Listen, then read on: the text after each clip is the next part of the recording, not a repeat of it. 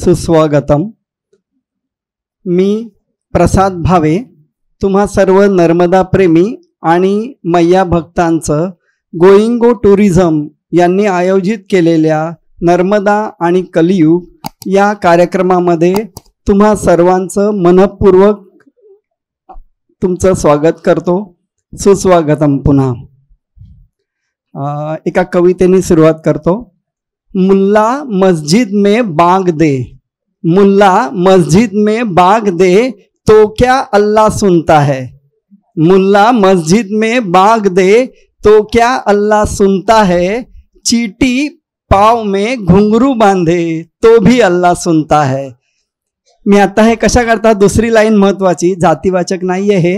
आत्ता जो चालू आहे आपल्या रशिया, युक्रेन किंवा मिडल ईस्टमध्ये, इराण, इस्रायल, हो जा आवाज आहे. आपल्या बाजूला पण बांगलादेशमध्ये, मालदीवमध्ये, काश्मीर, हे सगळीकडे जो आवाज चाललाय, जो प्रायोजित कोलाहल मी म्हणतो त्याला, जो सगळा गोंधळ आहे, गोंगाट आहे, या गोंधळामध्ये आम्ही गोइंगो टूर तर्फे ज्या या टूर्स अरेंज करतो, गोइंगो नर्मदा परिक्रमा वर्षातून 2 वेळा अरेंज करतो, किंवा आपण आता सगळेजण जमलेलो आहोत इकडे, जे नर्मदाच्या नावाने इकडे आपण इकडे आलेलो आहे, नर्मदा मैयाचं गुणगान करायला किंवा जागर करायला. आपला आवाज नक्की त्या सगळ्या आवाजापेक्षा, त्या मीडियामधून उमटणाऱ्या, यूट्यूबवर येणाऱ्या सगळ्या आवाजापेक्षा आपला आवाज नक्कीच छोटा आहे.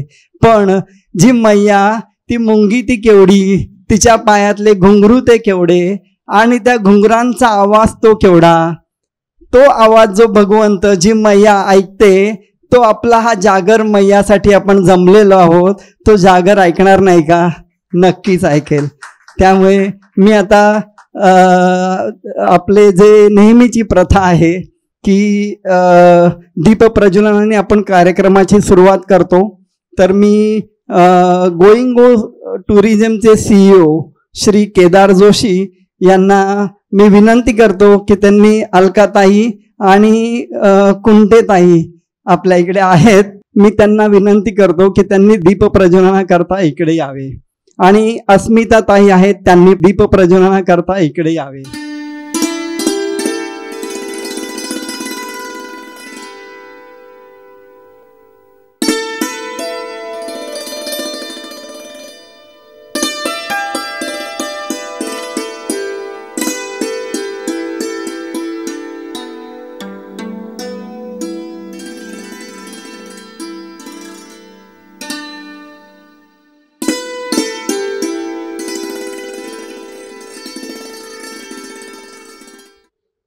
साद द्या, प्रतिसाद द्या, जमलंच तर दादही द्या. साद द्या, प्रतिसाद द्या, जमलंच तर दादही द्या. या सोहळ्याच्या यशासाठी दोस्त हो तुमचा हात द्या, दोस्त हो तुमचा हात द्या. डोंबिवलीचे लाडके म्हणा, मी तर ठाणेकर आहे, मी ठाण्यावर येऊन अलकाताईंची ओळख काय करून देणार. तर त्या पाहुण्यांचं आपण आपले गोइंगोचे CEO केदार जोशी यांना मी विनंती करतो की त्यांनी अलकाताईंचं पुष्प आणि शाल देऊन, नारळ देऊन त्यांचा सत्कार करावा.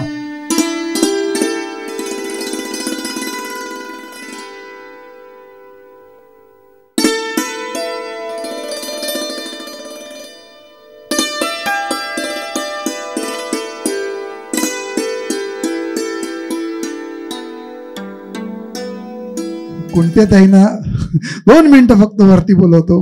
प्रमोद दादांना विनंती करतो की त्यांना पुष्पगुच्छ आणि श्रीफळ देऊन त्यांचा इथे आपण सन्मान करूया.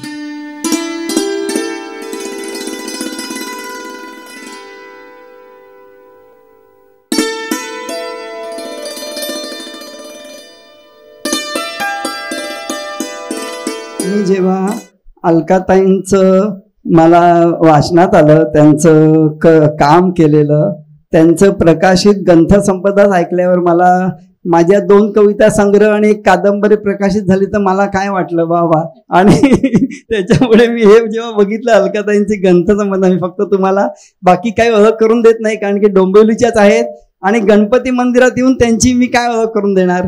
तर मी फक्त त्यांची ग्रंथसंपदा आणि त्यांचे मिळालेले पुरस्कार मी सांगतो, माझ्या समाधानाकरता सांगतो. ॲक्च्युली तुम्हाला माहिती असेल कदाचित, शाकंभरी गद्य आणि पद्य चरित्र त्यांची ग्रंथसंपदा आहे.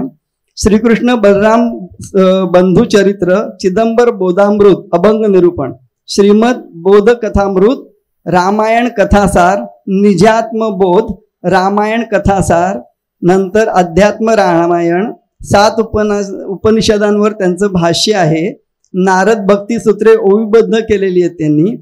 अनेक वार्षिक सदरे त्यांनी पार पाडलेली आहेत.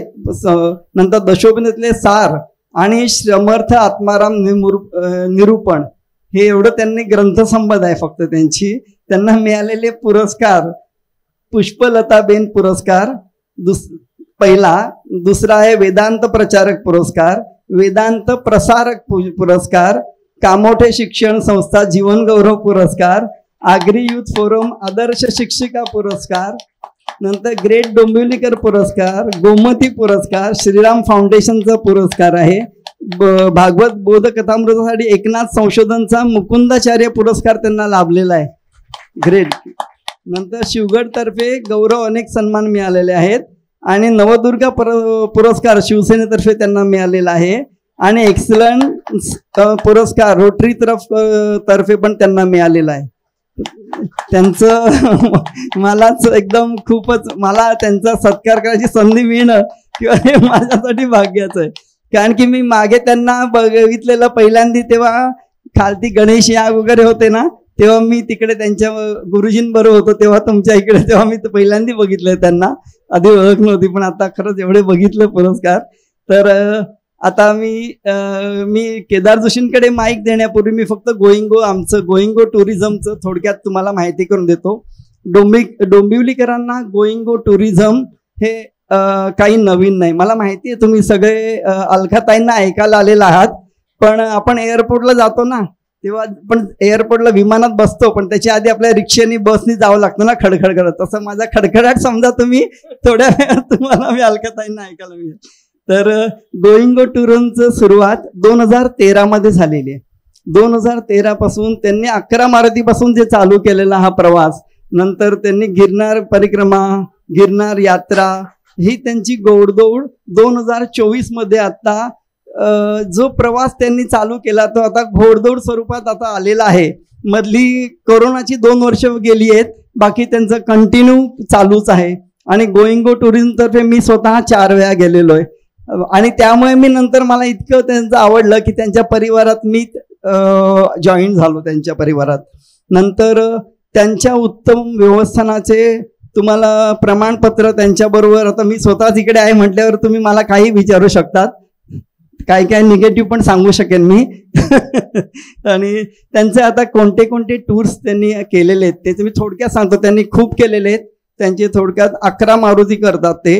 गिरनार यात्रा, गिरनार परिक्रमा, अथांग गुजरात, नेपाळ, दुबई, लेह लडाख, काश्मीर, काशी, गया, प्रयाग, नंतर गोवर्धन परिक्रमा पण करतात, बेट द्वारका करतात, दक्षिण भारत, अयोध्या त्यांनी आता खूप सक्सेसफुल अशी त्यांची ही टुरिझम झाली, अयोध्याची ट्रिप. अंदमानाबरोबर डॉक्टर सच्चिदानंद शेवडे त्यांच्याबरोबर कायम असतात आणि त्यांच्यासह ते तिकडे रोज त्यांचं निरूपण आणि प्रवचन असतं अंदमानमध्ये. नंतर नर्मदा परिक्रमा, त्याच्यावर कधी उदयनाथजी आचार्य असतात आमच्याबरोबर, कधी सच्चिदानंद शेवडे असतात. तर असं मी त्यांच्याबरोबर नर्मदा परिक्रमा खूप चांगली करतो. नर्मदा परिक्रमा माझा स्वतःचा अनुभव आहे. मी पहिल्यांदा एक प्रवासी म्हणून गेलेलो, पण तिकडचं मला त्यांचा सहवास इतका आवडला, नंतर पूजा वगैरे करणं हे त्याच्याबरोबरच आलं आणि त्यामुळे त्यांच्या सहवासानंतर त्यांची इतकी सवय होते आपल्याला की त्यांचं वेळेवर सकाळी उठल्यावर 6 वाजता चहा कॉफी सगळं व्यवस्थित देतात. विदाऊट शुगरवाला चहा कॉफी असते. नंतर नाश्ता सगळं वेळेवर. ते 15 दिवसात एवढी सवय होते की घरी जर बायकोला मागितलं की बायको म्हणते ही काय गोईंगोची टूर वाटते का तुम्हाला, सकाळीच नाश्ता मिळाला. तर त्यांच्या नर्मदा परिक्रमा वर्षातून 2 वेळा नेतात, आम्ही नेतो वर्षातून 2 वेळा. आणि एक एप्रिल मे मध्ये असते वाटतं आमच्या आणि नोव्हेंबरमध्ये असते. आणि हे जास्त फेवरेट डोंबिवलीकरांचे फेवरेट टूर्स आहेत या. आणि आता मी केदार जोशींना विनंती करतो की त्यांनी त्यांचे अनुभव थोडक्यात सांगावे. गोइंग टुरिझम तर्फे सर्वात प्रथम अतिशय प्रामाणिकपणे आज अलकाताईंना मी फक्त विचारलं की अलकाताई, आपल्याला नर्मदेसाठी आपल्याला असा एक कार्यक्रम घेता येईल का हो. एका क्षणाचाही विलंब नव्हता. दुसऱ्या क्षणाला उत्तर होतं, हो कर की, कधी करतोस, कुठे करतोस, एवढं सांग फक्त. इतका विनम्रता, म्हणजे इतकी विनम्रता आत्ताच आपल्याला प्रसादजींनी त्यांचं बाकीचं वर्णन सांगितलंच. बहुधा सगळ्यांनाच आपल्याला ते माहिती आहे. पण विनम्रता कशी असावी किंवा काय असावी, तर खरंच म्हणजे त्यांच्या तोंड देखले किंवा तुम्ही सगळे जमलेत म्हणून नाही, पण अतिशय प्रामाणिकपणे मला खरंच खूप कौतुक वाटलं ताई तुमचं. आणि याच्यासाठी आपण खरंच जोरदार टाळ्या वाजवूया. अशा हलक्याशा टाळ्या वाजवून काय उपयोग नाही. गोइंग टुरिझम साधारणतः 2013 पासून कार्यरत आहे. मूळ विषयाकडे येतो. नर्मदा परिक्रमा आत्ता 25 नोव्हेंबर ते 10 डिसेंबर आहे. शेवटच्या मला असं वाटतं की ते 5-6 सीट असतील ना, 5-6 सीट्स काहीतरी शेवटच्या राहिलेल्या आहेत. आणि जानेवारीच्या ज्या आहेत त्या सुद्धा माझ्या अंदाजाने 18 का 20 सीट फक्त राहिलेल्या आहेत आपल्या. 27 जानेवारी ते 10 फेब्रुवारी आपली नर्मदा परिक्रमा आहे, दुसरी नर्मदा परिक्रमा. नर्मदा परिक्रमा करताना खरं सांगायचं तर प्रचंड अनुभव आहेत. म्हणजे तुमच्यापैकी नर्मदा किती जणांनी केली आहे, परिक्रमा किती जणांनी केलेली आहे, चालत किती जणांनी केले, हात वरती करा. चालत चालत चालत ओके. आणि बसने किती जणांनी केले, बसने 1 2 3 4 5 6 7 8 9 10 11 12 साधारणतः 10-12 लोकांनी केले. जे काय आपल्या समोर आता 80 90 100 लोक असतील त्याच्यातल्या साधारणतः 10-12 लोकांनी ही केलेली आहे. तर त्यांना थोडंसं मी जे बोलतोय ते थोडंसं जास्त उमगेल. बाकीच्यांनी न केल्यामुळे कदाचित त्यातला काहीसा भाग उमगणार नाही. महत्वाचं सार आहे ते सगळं उमगेल. ताई, एक 10 मिनिटं फक्त जरा घेतो आणि तुमच्याकडेच माईक सुपूर्द करणार आहे, कारण माझी कान अतृप्त आहेत तुम्हाला ऐकण्यासाठी आज. नर्मदा म्हटलं ना की आपण वाचलेलं असतं, कोणत्यानी लिहिलेलं पुस्तक, उदयनजींनी लिहिलेली पुस्तकं किंवा उदयनजींची किंवा बाकीच्यांची आपण व्हिडिओ बघतो आणि मग आपल्याला असे भारावून जातो की अरे म्हणजे मैया अशी आहे, मैया तिथे काहीतरी चमत्कार होतात किंवा. पण मी खरं सांगू, माझा अनुभव गेले जवळजवळ 7-8 वर्ष मी हा उपक्रम करतोय नर्मदा परिक्रमेचा. माझाही तोच अनुभव आहे. मला आलेले काही ते अनुभव, त्यातल्या काहीचे क्षणात जे पटकन संपतील असे अनुभव सांगतो. पहिला अनुभव आहे, म्हणजे मी तुम्हाला ना टोटल 3 अनुभव सांगणार आहे. त्यातली बोट कशी बुडाली, त्याच्यानंतर बॅग कशी मिळाली असे, आणि त्याच्यानंतर साडी कशी पोचली. तर पहिल्यांदा आपण घेऊया की बॅग कशी मिळाली हा अनुभव. मी तुम्हाला नर्मदा परिक्रमेबद्दल थोडीफार तरी माहिती आहे का? थोडीफार म्हणजे ओंकारेश्वरपासून चालू होते.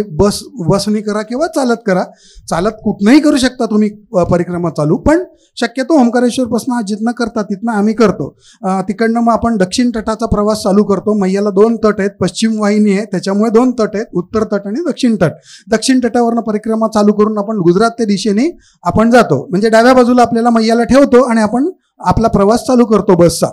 पहिला स्टॉप असतो आमचा बडवानी किंवा शहादा, आणि दुसरा स्टॉप असतो आयदर अंकलेश्वर किंवा विमलेश्वर किंवा हजिरा, जसं आम्हाला हॉटेल्स किंवा अवेलेबल जशा असतील त्याप्रमाणे. तर त्यावेळेस आमचा स्टॉप होता विमलेश्वरचा, म्हणजे दक्षिण तटावरचं सागरावरचं शेवटचं टोक, जिथे नर्मदा मैया रत्नासागरात विलीन होते. दुपारचा वेळ होता, कारण आम्ही ज्या दिवशी विमलेश्वरला पोचलो, बस पोचली, त्या दिवशी आम्हाला कळलं की भरती येत नाहीये, त्याच्यामुळे होड्या सुटत नाहीयेत. त्यामुळे उद्या होडी नाहीये, परवा होडी असणार आहे. आता परवा होडी म्हटल्यानंतर म्हटलं आता काय करायचं प्रश्न आहे, कारण परवा होडी म्हणजे मोठा प्रश्न आहे. कारण मग आम्ही तिकडे वेसलची अरेंजमेंट केली आणि हजिरावरनं थ्रू वेसल आम्ही गेलो, कारण माझा पुढचं हॉटेलची कनेक्शन असतात ना, त्यामुळे मला तो दिवस वाया घालवून चालत नाही. दुपारी झोपलो होतो जेवल्यानंतर. विमलेश्वरला बिर्ला हे आहे, हाऊस आहे. बिर्ला म्हणजे बिर्ला धर्मशाळा आहे ॲक्च्युली. हॉटेल टाईपच आहे पण छान आहे. म्हणजे झोपलो होतो दुपारी हॉलमध्ये, कॉमन हॉलमध्ये. तर मी नेहमी सगळ्यांना अमरकंटक येथे नर्मदा मैयाला साडी आणि नारळ अर्पण करण्यासाठी आवर्जून सांगतो सगळ्यांना. म्हणजे माझ्याबरोबर ज्या सगळ्या ताई येतात त्या ताईंना अगदी बजावून सांगतो की आपल्याला अमरकंटकला साडी ओटीची भरायची, ओटीची साडी घ्या, विसरू नका. अमरकंटकला उतरल्यानंतर परत सांगतो की साडी घेतलीत का नाही वगैरे वगैरे वगैरे वगैरे जे काय असेल ते. तर आता प्रश्न असा येतो की हे मी सगळ्यांना सांगतो पण त्या दिवशी मी साडी स्वतः विसरलो होतो. मी झोपलो होतो दुपारी आणि मला नर्मदा मैया दिसली लख्ख पांढऱ्या शुभ्र मूर्तीमध्ये बसलेली आणि हिरव्या कलरची, साधारणतः त्याची मोरपंखी हिरवा कलर जो असतो तशी साडी मला दिसली. आणि माझ्या डोक्यात लख्ख, म्हणजे मी बघितल्यानंतर मी तत्क्षणी जागा झालो. जागा झाल्यानंतर म्हटलं की अरे काय हे आपल्याला, आणि मला तेव्हा आठवलं की अरे आपण ओटीची साडी घेतलीच नाही. आपण सगळ्यांना सांगतो साड्या घ्या साड्या घ्या. मी लगेच निमिषाला फोन केला, म्हणजे माझ्या मिसेसला फोन केला आणि तिला सांगितलं. ती कामावरनं जस्ट घरी पोचत होती तेव्हा ती म्हणाली की ठीक आहे मी डोंबिवली स्टेशनला उतरते, तू कुठचा कलर आहे ते मी तुला सांगते आणि त्याच्यानंतर तू मात्र मला हे कर, काय गाईड कर कुठचा रंग हवा आहे. बघा गंमत कशी असते. माझा भाऊ, लहान भाऊ, आम्ही पुढचा हॉल्ट असतो विमलेश्वर नंतर वडोदऱ्याला. तर नेमकं काहीतरी कारण होतं त्याच्यामुळे तो आला त्या दिवशी. त्यावेळेस आमच्याबरोबर पहिल्या दिवसापासून आलेला नव्हता. तो डायरेक्ट वडोदऱ्याला जॉईन होणार होता. निमिषा म्हणाली मी साडी घेते, सचिनकडे देते, म्हणजे लहान भाऊ, आणि मग तो येईल वडोदऱ्याला. बरोबर साडी पोचली. म्हणजे विमलेश्वरला जर मला स्वप्न पडलं नसतं, कदाचित वडोदऱ्याला पडलं असतं, तर मात्र डोंबिवलीपासून साडी येऊ शकली नसती. आणि शक्यतो आपण ओटीला किंवा आपल्या कुलस्वामिनीला साडी देतो, कुलदेवतेला देतो, तेव्हा आपल्या गावातली साडी घेऊन आपण तिला देतो. दुसरा अनुभव, होडी कशी बुडाली, तर प्रश्न असा होता की होडी कशी बुडाली, तर आम्ही विमलेश्वरच्या तटावर होतो आणि आमची होडी लागणार होती पहाटे. तर आम्ही पहाटे 3 वाजता त्या भर थंडीमध्ये आम्ही होड्या लागतात तिथे आणि दक्षिण तटावरनं उत्तर तटावर जायचं असतं. तर होडीत बसून आपल्याला त्या तटावर जायचं असतं. तर छोट्या छोट्या होड्या असतात त्या. आता थोडीशी मोठी त्यांनी 200 लोकांची आता चालू केली तिथे, पण आधी 50 लोकांच्या 60 लोकांच्या छोट्या होड्या असायच्या. तर त्या सगळ्या होड्या लागत नव्हत्या का तर वरती येत नव्हती, त्याच्यामुळे लोक त्रस्त झाली होती. साधारणतः सकाळचे 5:30 वाजले, म्हणजे रात्री लोक 3 वाजल्यापासून साधारणतः 5:30 पर्यंत भर थंडीमध्ये भर वाऱ्यामध्ये समुद्रकिनारी विमलेश्वरच्या तटावर होड्या लागतायतची वाट बघत बसलेले होते. आणि त्याच्यामुळे होड्या लागत होत्या पण निघत नव्हत्या. त्याचं कारण असं होतं की भरती येत नव्हती. का भरती आल्याशिवाय होड्या काढू शकत नाही. शेवटी 5:45चा सुमार झाला, 6चा सुमार झाला, लख्ख प्रकाश पडायला लागला. काही होड्या थोडीशी भरती आल्या, मग काही होड्या चालू व्हायला लागल्या. आम्ही रांगेत उभे होतो. सगळ्याला मी हे दिलेलं होतं, लाईफ जॅकेट दिलेलं होतं. ते घालून सगळे माझ्याबरोबर जे 40, 45, 50 लोक होती ते सगळे रांगेत उभे होते. एक होडी लागली आणि सगळेजण ओरडायला लागले, ओ जोशी चला, जोशी चला, काय चाललंय तुमचं. किती तुम्हाला माहिती आहे ना, टूरवाल्याला ना सगळेजण लगेच खेचाखेची सुरू करतात, कारण ती मजा असते ना, जरा टूरवाल्याची थोडी टर खेचली की बरं वाटतं. त्याच्यामुळे मग त्यांचं चालू झालं, जोशी काय, जोशी चला लवकर, उशीर झाला, हे झालं ते झालं. मी सगळ्यांना सांगितलं बघा आता 6:30 वाजायला आलेले आहेत. आपण कवड होडी जी असेल याच्या पाठीमागे लागेल ती जी आहे त्याच्याने आपण जायचं. त्याचं कारण असं आहे की लेडीज असतात बरोबर, ताई लोक, तर ताईंना उन्हाचा मारा बसतो समुद्रामध्ये, तर त्याचा खूप त्रास होतो कारण ते अनुभव घेतलेले आहेत. म्हणून म्हटलं कवड होडीने जायचं. परत एक होडी लागली, परत सगळ्यांचं सुरू झालं, अहो चला ना. मग काही लोक आगाऊपणा करायला लागले, खालती उतरले, होडीत बसायला जायला लागले. शेवटी मी न राहून सगळ्यांना ओरडलो की कोणीही जाणार नाही, याच्या पुढची जी कवड होडी आहे त्याच्यानेच आपण जाणार. बरं हे सगळं झालं. शेवटी सगळे परत आले, कवड होडीमध्ये बसलो आणि मजा अशी की कवड होडीमध्ये बसल्यानंतर पुढची जी होडी होती ती खूप फास्ट पळापळ एकदम फास्टमध्ये निघून गेली, पटापटा पटापटा. आता काय झालं की ती होडी तर फास्टमध्ये निघून गेली. मग ते एवढ्यात यात्रा करून मस्त चान्स मिळाला केदार जोशींना बळवायचा. बघा जोशी तिथं गेली, तिथं पोचली, तुम्ही इथेच अजून काय करता, तर मजा मस्ती चालली होती अशी. बरं, हे सगळं करत समुद्र प्रवास ऑलमोस्ट 75-80% जिथे समुद्रात मैया विलीन होते, नारळ अर्पण झाले, पुढे गेलो. तिकडे गेल्यानंतर बघतो तर जी पुढची होडी होती लाल रंगाची ती जवळ दिसायला लागली. म्हणून मग मी त्या नावाड्याला, मी वरती गेलो रूफटॉपवर, त्या नावाड्याला विचारलं, अरे શું થઈ ગયા ही होडी ना, શું प्रॉब्लेम છે, બહુ नजीक लागे છે, सही શું થઈ ગયા. म्हणजे विचारलं की बाबा काय झालं, ती होडी जवळ यायला लागली. तेव्हा तो मला म्हणाला की पता नाही, फोन करीस, म्हणजे फोन करतो असं त्यांनी मला सांगितलं. बरं, फोन करतो सांगितल्यानंतर त्यांनी फोन केला. तर तिकडचं त्यांनी काय सांगावं की त्या होडीतलं वॉल तुटलेलं आहे, होल पडले होडीला. तिकडची जी होडीतली लोक आहेत ते पाणी काढून बाहेर टाकतायत. आलं का लक्षात? ते पाणी काढून बाहेर टाकतायत. तिकडनं आता किनाऱ्यावरनं होडी जाणार दुसरी, ती गेल्यानंतर परत येणार, त्या होडीतल्या लोकांना दुसरीकडे ट्रान्सफर करणार आणि मग परत ती लोक सुखरूप किनाऱ्यावर जाणार. म्हणजे बघा गंमत कशी असते. मैयाने माझ्या होडीतल्या लोकांना केसाला सुद्धा धक्का लागून दिला नाही. तीच गत माझ्यावर आली असती, माझ्या होडीवर आली असती, जर का लोकांचं ऐकलं असतं तर. तिसरा अनुभव, बॅग कशी पोचली. याच विमलेश्वरला आम्ही एकदा जात होतो, तेव्हा तट क्रॉस झाला, उत्तर तटावर गेलो. उत्तर तटावर गेल्यानंतर तिकडे काही गुजराती पोरं ओरडत होती, ही बॅग केनीचे, ही बॅग केनीचे, ही बॅग केनीचे, म्हणजे कोणाची बॅग आहे, कोणाची बॅग आहे. तर आम्ही सगळेजण 40-50 जे होतो ते सगळेजण निघालो, पुढे गेलो. आमची बस आलेली नव्हती, आमची बस पोचायला उशीर होता त्या तटावर, म्हणून आम्ही सगळेजण गेलो. तिथे प्रसादी मिळतो, भेळ मिळतो, ती सगळे खात होते. कोणी काही थोडंसं बसले होते, विरंगुळा चालला होता, कोणाची मस्ती चालली होती, काही टाइमपास चालला होता. कारण रात्रीचं जागरण झालेलं असतं ना. पहाटे तुम्ही सकाळी 4-5 वाजता होड्यातनं प्रवास करून समोर येता. तर तो परत ओरडायला लागला, केनी बॅगचे, केनी बॅगचे.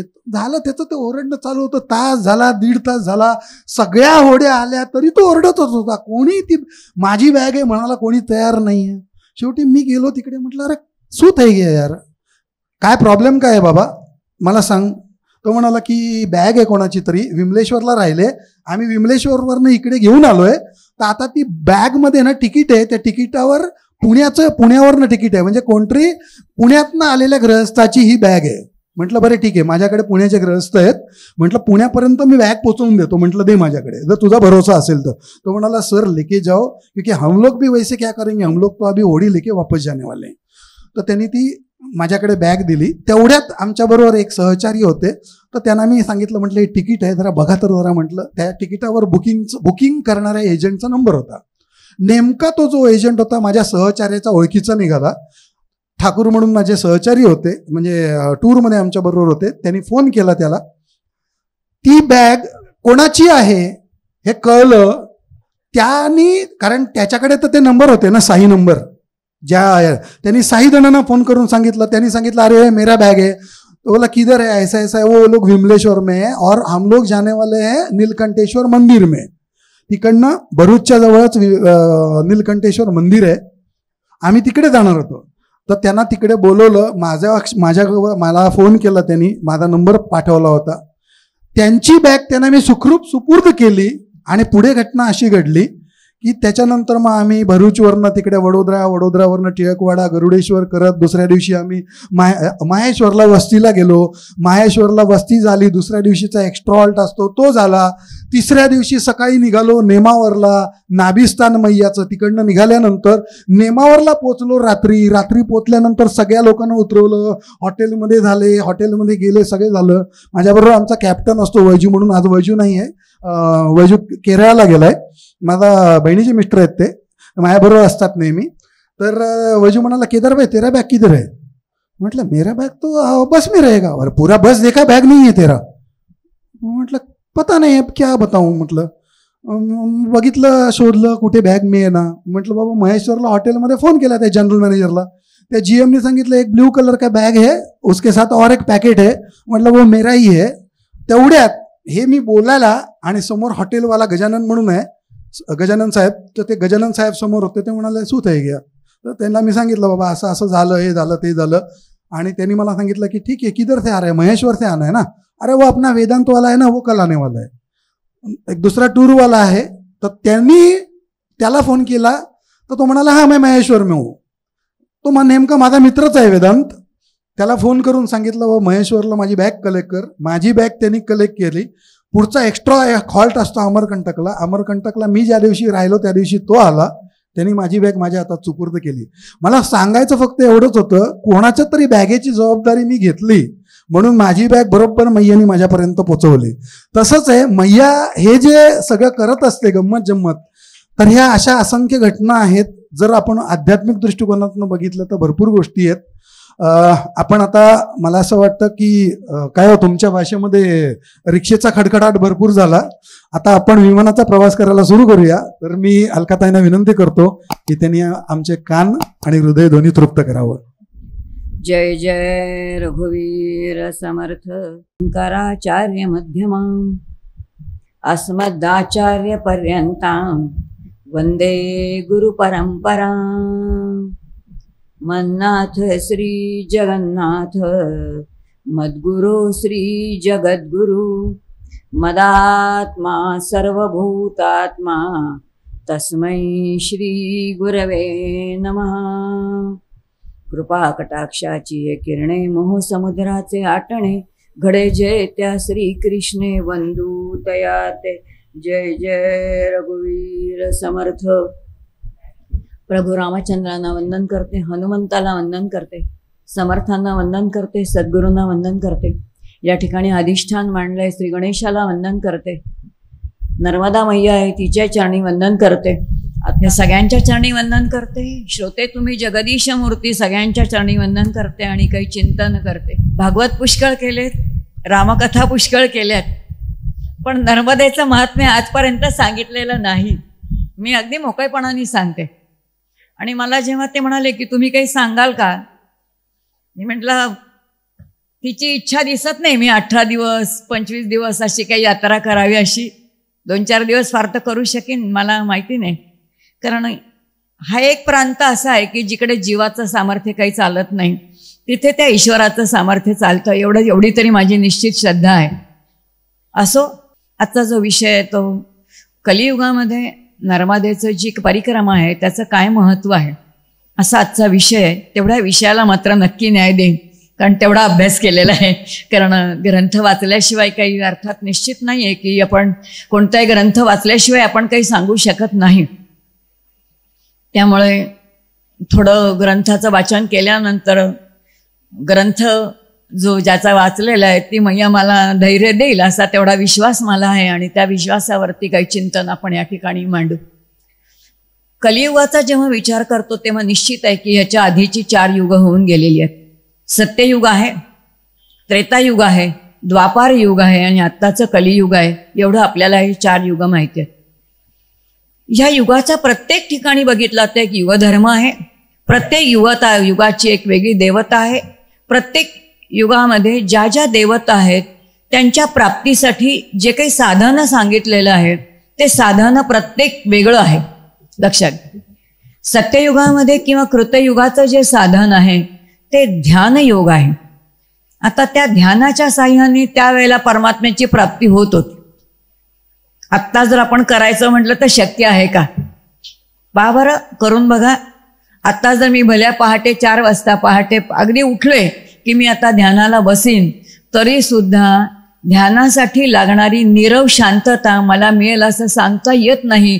कारण 4 वाजता कर्कश एखाद्या, ज्याला आपण म्हणतो की रस्त्यावरने चाललेला एक जी आहे गाडी, त्याचा आवाज येऊ शकतो किंवा रेल्वेचा सुद्धा आवाज मला येऊ शकतो. अगदीच नाही, पहाटे 4, 4:15 वाजता एखादा कावळा सुद्धा कावकाव करू शकतो.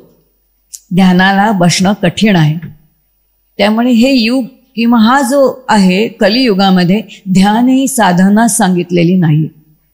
त्यामुळे ध्यानाच्या निमित्ताने ज्या सांगितलेल्या आहेत त्या उपनिषदांमध्ये काही प्रक्रिया सांगितलेल्या आहेत निर्विवादपणे, की ज्या प्रक्रियांच्या साह्याने आहे त्या परिस्थितीमध्ये 24 तास आम्हाला ध्यानामध्ये राहता येतं.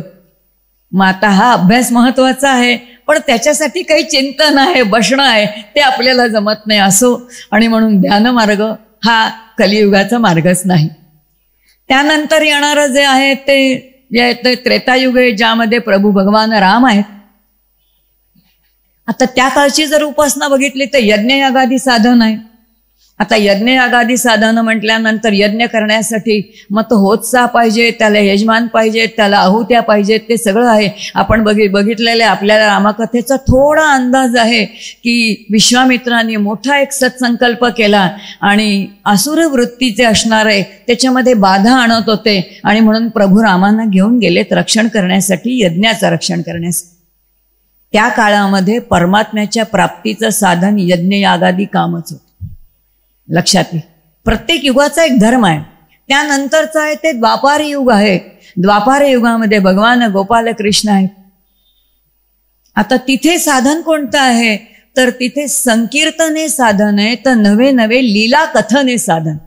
लीला कथने साधन आहे. आता लीला कथन साधन हे आपल्याला माहितीच नाही की लीला साधन म्हणजे काय करायचं असतं, हेच आपल्याला माहिती नाही.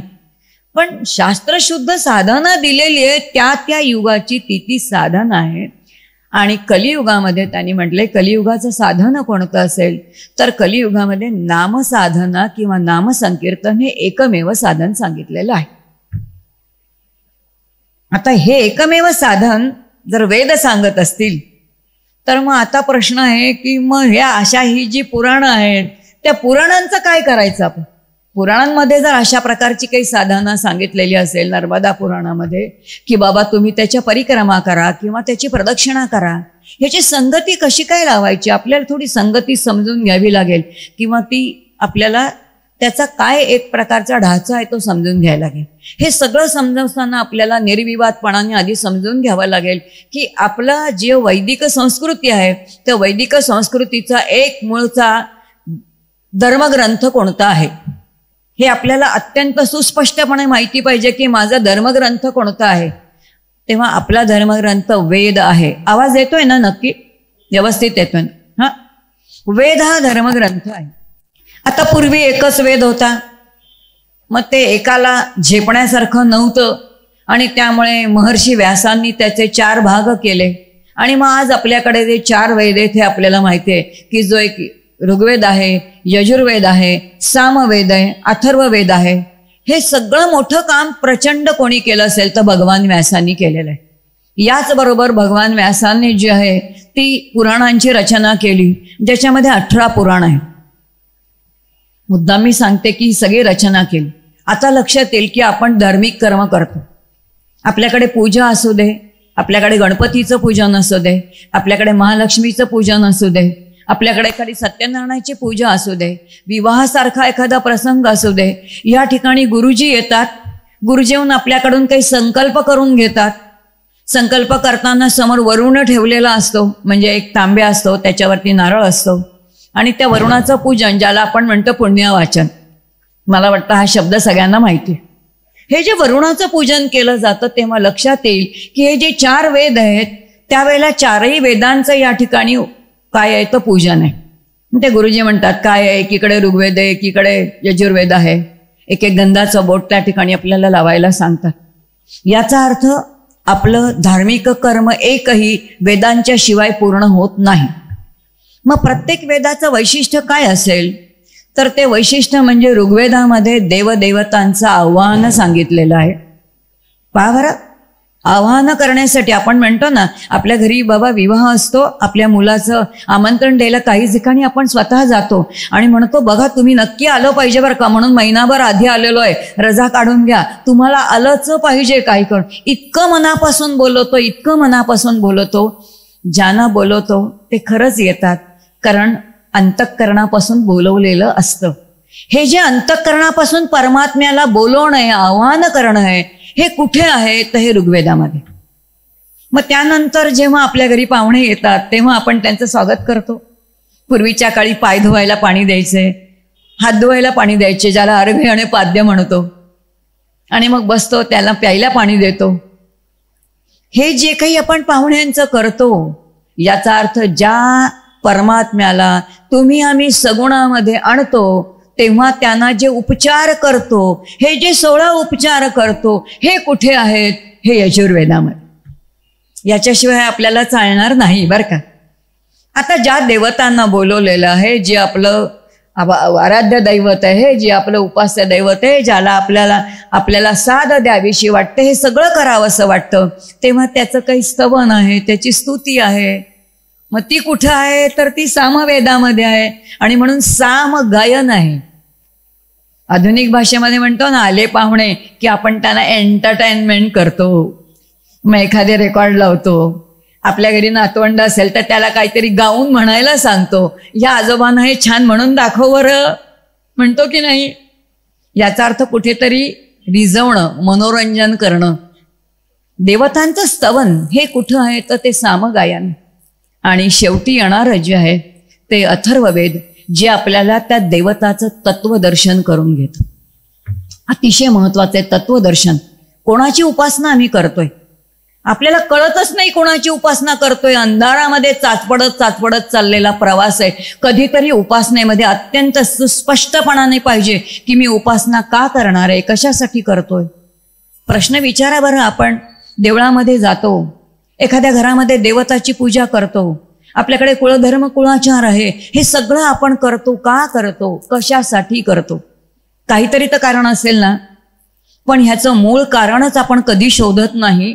कारण आपल्याला निर्विवादपणाने आयुष्यामध्ये एक गोष्ट हवी आहे, आणि ती म्हणजे अत्यंतिक पराशांती हवी आहे, अत्यंत निर्भयता हवी आहे, अत्यंत समाधान हवं आहे.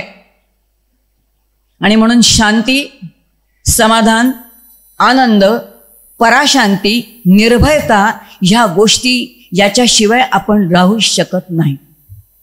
लक्षात येईल तुम्ही आम्ही अन्न पाण्याशिवाय राहू शकतो. 9 दिवस उपास आपण अन्न पाण्याशिवाय केलं तर आपण राहू शकतो. पण आपण आनंदाशिवाय, शांतीशिवाय एक क्षण सुद्धा राहू शकत नाही. आणि हेच आपल्याला कळत नाही. आणि हे कळत नाही म्हणून आपल्याला वेदांना, या सगळ्या पुराणांना हे टाहू फोडून सांगावं लागतं. आता लक्षात येईल की आपल्या उपासनेचं जे मूळ कारण कोणतं असेल तर जे आपलं स्वतःचं आनंदाचं स्वरूप आहे, परमात्मा आनंद स्वरूप आहे, जीवही आनंद स्वरूप आहे, जगतही आनंद स्वरूप आहे. पण हेच कुठंतरी आपलं हरवलेलं आहे. आणि हरवलेलं शोधण्याचा आपण प्रयत्न करतो. आणि मग ते शोधण्यासाठी आपण त्या उपासनेच्या निमित्ताने तिथपर्यंत जातो. पण नेमकेपणाने न कळता कुठेतरी सकामतेमध्ये अडकतो. आणि नुसते सकामतेत अडकत नाही तर आपण यांत्रिकतेमध्ये अडकतो. आणि सकामतेमध्ये आणि यांत्रिकतेमध्ये अडकलो की पुढचा प्रवास ठप्प होतो. आवडणार नाही बरं का सांगितलेलं, पण सत्य आहे. लक्षात घ्या. परमात्म्याची प्राप्ती करून घ्यायचं असेल तर याच मार्गाने आपल्याला जावं लागेल. आणि मग हे सगळे बेसिक गोष्टी समजून घेऊन आपण आता पुढे येऊया की आता लक्षात येईल की आपल्याला ज्या वेळेला आपण उपासना काही करतो, आपण गणपती करतो किंवा आपल्याकडे सत्यनारायणाची एक छोटीशी पूजा घातलेली आहे, ते गुरुजी आलेले आहेत. ते गुरुजी येताना काही संकल्प आपल्याकडून करून घेतात आणि तो संकल्प करताना म्हणतात श्रुती स्मृती पुराणानाम. आहे ना शब्द ऐकले, श्रुती स्मृती आणि पुराण. कधीतरी प्रश्न पडला पाहिजे ना, माझ्या देवाचा श्रुती स्मृती आणि पुराणांशी काय संबंध आहे. हे जर कळलंच नाही तर काय उपयोग आहे. लक्षात घ्या. श्रुती स्मृती आणि पुराण हे तीनही गोष्टी ज्या आहेत त्या तीनही गोष्टी जाणून घेण्याची जबाबदारी तुमची आमची आहे. बरं, श्रुती याचा अर्थ वेदांचा अंतिम भाग जो आहे, ज्याला वेदांत म्हणतात, ज्याला ज्ञानकांड म्हणतात. वेदांचा जर रुचा बघितल्या तर वेदांमध्ये 1,00,000 रुचा आहेत. पहा बरं, वेदातल्या रुचा 1,00,000 रुचा आहेत. वेद हे कसे आहेत हे कुणी निर्माण केलेले नाहीत. ते ईश्वराचे निश्वासित आहेत असं म्हटले, किंवा नारायणाचे निश्वासित आहेत असं म्हटले. याचा अर्थ ते ईश्वराने निर्माण केलेले आहेत, त्याचा कोणीही एक करता नाही. मग आता प्रश्न येतो की ऋग्वेदामध्ये काही ऋषींची नावं आहेत. मग ती ऋषींची नावं म्हणजे काय? त्यांनी त्या ऋचा रचलेल्या आहेत का? तर नाही. ज्या ऋचा होत्याच पण असणाऱ्या ऋचांचा अनुभव ज्या ऋषींना आला त्या ऋषींना त्या मंत्रांचे द्रष्टे म्हटलं जातं. ते द्रष्टे आहेत, ते त्याचे निर्माते नाहीत. लक्षात घ्या. एखाद्या ठिकाणी मी जाते, मी आजपर्यंत नर्मदेला नाही गेले, मी एकदा नर्मदा पाहिली, याचा अर्थ त्या नर्मदेची मी दृष्टी झाले. नर्मदा मी निर्माण केली काय? नाही, ती आधी होतीच. तसे वेदमंत्र होतेच, त्याचे द्रष्टे ऋषी झाले. त्या ऋचांचा अनुभव ऋषींनी घेतला. मग ह्या वेदांची रचना कशी आहे?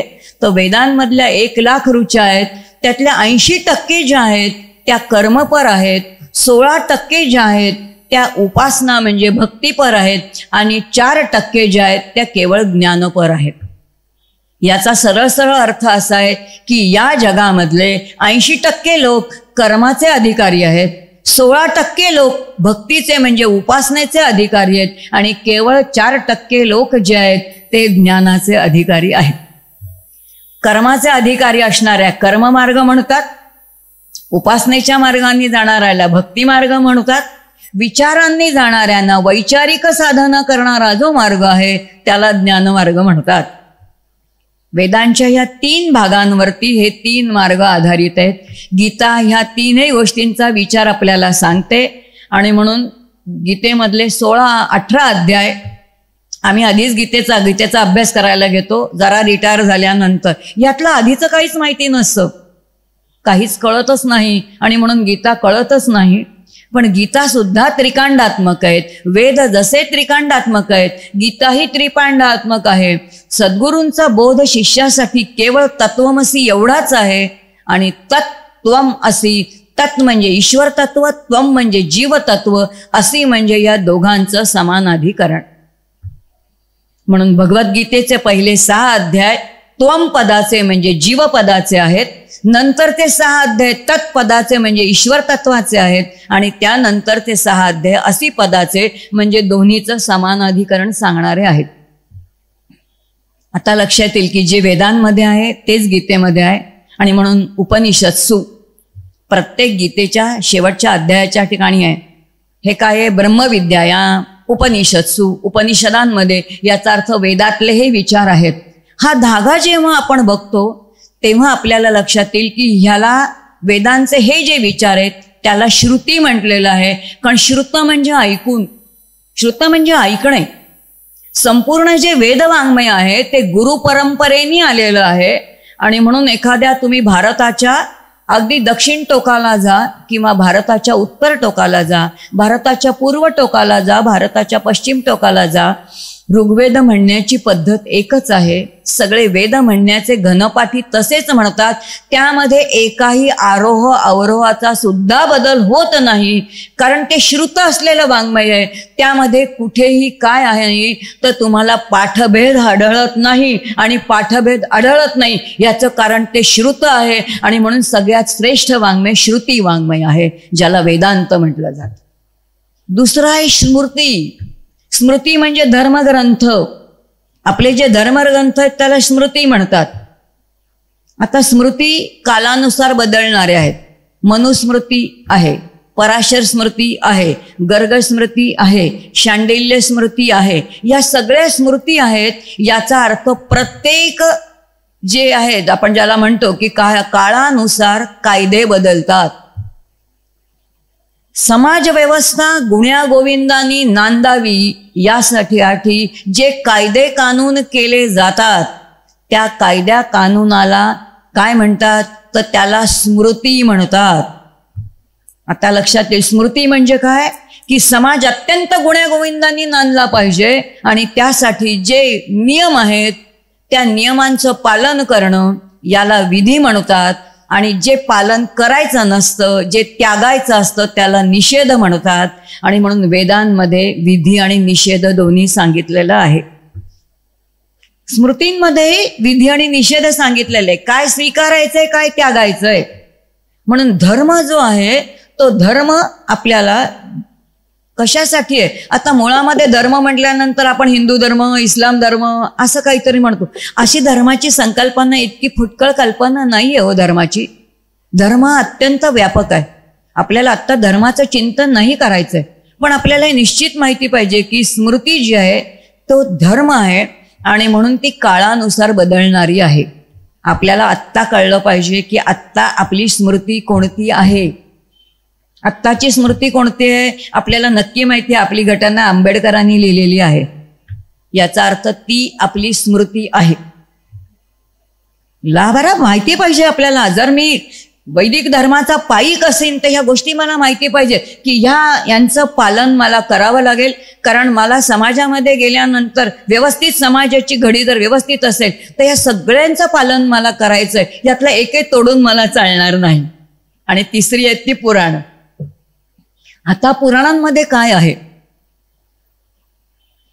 पुराणांमध्ये आपलं लौकिक जीवन किती उन्नत असावं, किती उन्नत असावं याचा अर्थ ज्या 64 कला आपण ज्याला म्हणतो 14 विद्या आणि 64 कला, ह्या सगळ्या उन्नत करण्याचं ज्ञान कशामध्ये आहे तर ते पुराणांमध्ये. जोपर्यंत पुराणांचं अध्ययन होत नाही तोपर्यंत लौकिक अर्थाने आपण खऱ्या अर्थाचं जे वैभव, जे उपनिषदांना अपेक्षित आहे की आपण अत्यंत वैभवपूर्ण जीवन जगावं, आपला गृहस्थाश्रम अत्यंत वैभवपूर्ण असावा, आपल्याला सगळ्या प्रकारचं वैभव मिळावं, ही वेदांची आज्ञा आहे. आणि जितकं लौकिक वैभव आपण मिळवावं त्याचबरोबरीने आपण अंतरंगाने स्वरूपाचं ज्ञान सुद्धा मिळवलं पाहिजे, ही वेदांची आज्ञा आहे. कारण तुम्ही आम्ही माणूस म्हणून जरी जन्माला आलो असलो तरी ऋग्वेदाची पहिलीच जी ऋचा आहे सुरुवातीची, ती ऋचा आम्हाला सांगते ते नवयम भगवंतः स्वाम, म्हणून तुम्ही आम्ही सगळ्यांनी भगवंतच व्हायचंय. ज्या भगवंताची उपासना आपण करतोय ना तेच आपल्याला व्हायचंय. हे जर वेद आपल्याला सांगत असतील तर मला सांगा, वेद आपल्याला काही जातीभेद सांगतील काय? वेदामध्ये जात नाही हे ठणकावून आपल्याला सांगता आलं पाहिजे. पण आपल्याला माहितीच नाही कारण आपणच त्याचं अध्ययन केलेलं नाही.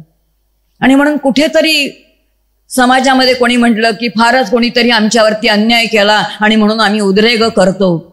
पण इथे काही दिलेलंच नाही, असं वेदांमध्ये नाहीये. हे कोणाच्या डोक्यातून आलं असेल, ते कोणाच्या तरी अत्यंत स्वार्थी डोक्यातून आलं असेल, तो आपला चिंतनाचा विषय नाही. पण आत्ता मी सांगते की फक्त श्रुती काय, स्मृती काय आणि पुराण काय एवढा विचार केल्यानंतर लक्षात येईल की ज्या व्यासांनी 18 पुराणांची रचना केली त्याच व्यासांनी ज्या पुराणांची जी रचना केलेली आहे त्या रचनेमध्ये जवळजवळ 4.5 लाख ऋचा त्यांनी केवळ पुराणांवरती रचलेले. आता लक्षात येईल की 4.5 लाखांच्या श्लोक रचना आचार्यांनी केवळ पुराणांवरती केलेली. त्या अनेक पुराणांच्या पैकी ही 18 पुराणं सोडूनच टाका. पुन्हा उपपुराणं आहेत. ती नर्मदा पुराण हे उपपुराणामध्ये येतं, लक्षात घ्या. ते मुख्य पुराणांमध्ये येणार नाहीये. जसं मत्स्य आहे, कूर्म आहे, विष्णू आहे, वराह आहे, गरुड पुराण आहे, ही जी मुख्य पुराण आहेत त्याच्यामध्ये नर्मदा पुराण नाही आहे, लक्षात येईल का? याच्यामध्ये ती रचनाच येत नाहीये. पण तरी सुद्धा जे 4.5 लाखांची रचना महर्षी व्यासाने केलेली आहे त्यातले जवळजवळ 67,000 श्लोक केवळ नर्मदा महात्म्यावरती. आता लक्षात येईल की 67,000 इतकी जी रचना आहे ही नर्मदा महात्म्यावरती आहे. तर इतकी करण्यासाठी जर नर्मदा महात्म्यावरती जर आचार्यांनी एवढं कार्य केलं असेल तर त्या नर्मदा महात्म्याचं काही वेगळेपण असलं पाहिजे. आता ते वेगळेपण आपण बघू. ते वेगळेपण असं आहे की आचार्य ज्या वेळेला नर्मदा म्हणजे आचार्य म्हणजे मी महर्षी व्यासांना म्हणते कारण त्याचे रचयिते ते आहेत. व्यासांनी जेव्हा ही रचना केलेली आहे तेव्हा लक्षात येईल की ही रचना करताना जेव्हा ते नर्मदेचं महत्त्व गातात किंवा नर्मदेचं महत्त्व सांगतात ते सांगताना ते कुठेही जरी तिला ते नदी मानत असले तरी तिचं स्वरूप त्यांनी सांगितलेलं आहे. ती सगुण साकार आहे आणि म्हणून तिचं सगुण साकार देवी स्वरूप आदिशक्ती स्वरूप असं तिचं वर्णन मानलेलं आहे. हे सांगताना ते स्वतः असं म्हणतायत की तिने किती तप केलेलं असलं पाहिजे. नर्मदा पुराण जर आपण जरी नुसतं चाललं तरी चालल्यानंतर लक्षात येतं तिथे शिवाची ती कन्या असा तिचा उल्लेख येतो की तिची निर्मिती कोणी केलेली आहे. तर ती कोणाची कन्या आहे तर ती शिवाची कन्या आहे. म्हणजेच ती शिव आणि आदिमाता पार्वती अशी त्यांची कन्या आहे.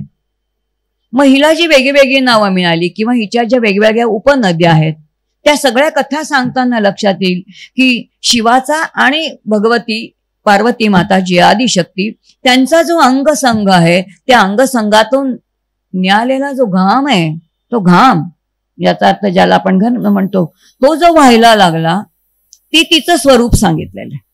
याचा अर्थ साक्षात शिवापासून जिची उत्पत्ती आहे ती नर्मदा आहे. त्याच्या आधी तिने केलेलं तप आहे ते किती तप आहे वर्णन केलेलं आहे. जवळजवळ 31,000 वर्ष इतकं तप तिने केलेलं आहे.